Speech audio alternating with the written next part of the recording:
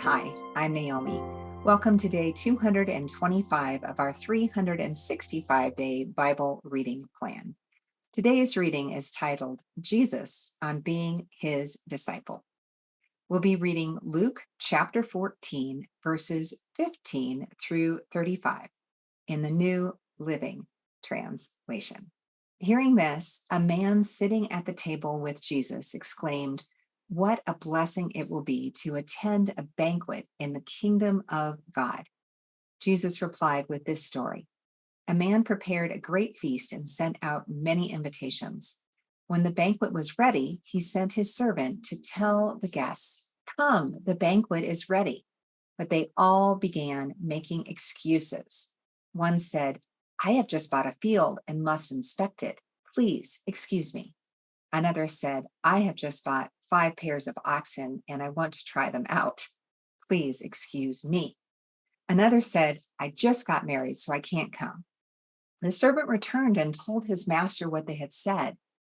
His master was furious and said, "Go quickly into the streets and alleys of the town and invite the poor, the crippled, the blind, and the lame." After the servant had done this, he reported, "There is still room for more." So his master said, "Go out into the country lanes and behind the hedges and urge anyone you find to come so that the house will be full. For none of those I first invited will get even the smallest taste of my banquet." A large crowd was following Jesus. He turned around and said to them, "If you want to be my disciple, you must, by comparison, hate everyone else, your father and mother, wife and children, brothers and sisters, yes, even your own life. Otherwise, you cannot be my disciple.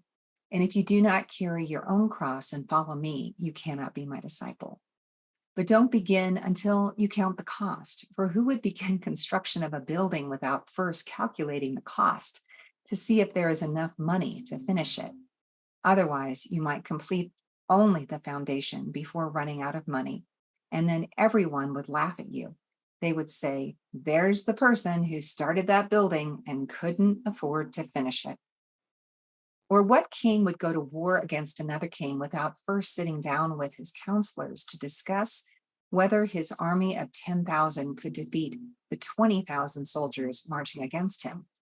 And if he can't, he will send a delegation to discuss terms of peace while the enemy is still far away. So, you cannot become my disciple without giving up everything you own. Salt is good for seasoning, but if it loses its flavor, how do you make it salty again? Flavorless salt is good neither for the soil nor for the manure pile. It is thrown away. Anyone with ears to hear should listen and understand. Thanks for joining us for today's reading. And remember, everyone has an invitation to sit at Jesus' table. We hope you'll find your story and purpose in God's story.